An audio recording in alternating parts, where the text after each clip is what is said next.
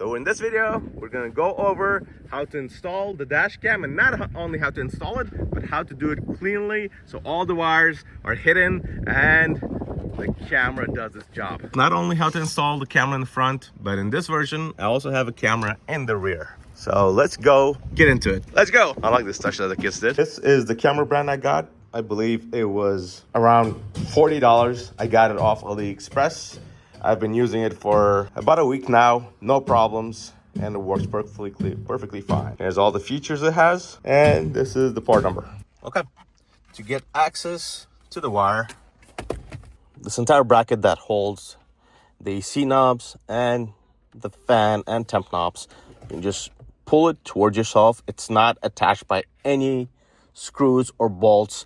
Just gently pull it towards yourself and it comes out, but that's all it's held by. Once you pull it towards yourself, you just have to detach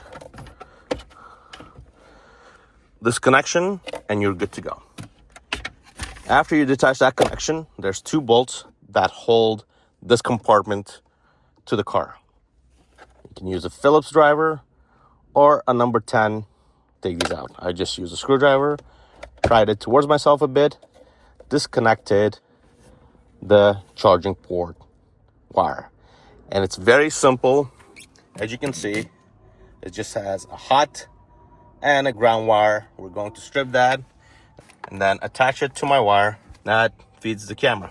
This is a transformer. It takes input of 12 volts, which is what the car supplies, and transforms it to a DC 5 volt and 1 amp. So what I have to do is that wire that I connected to the car, open this up and connect it and run it through here.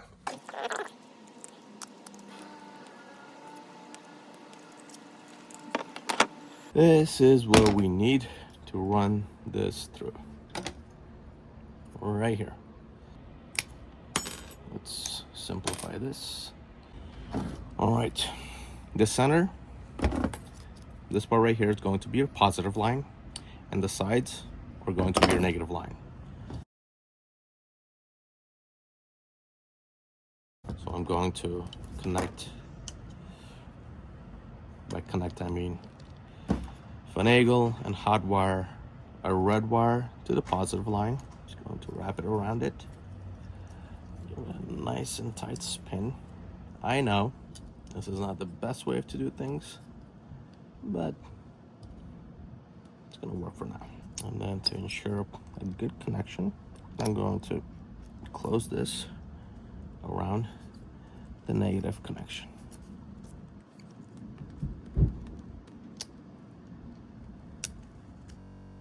Look at this.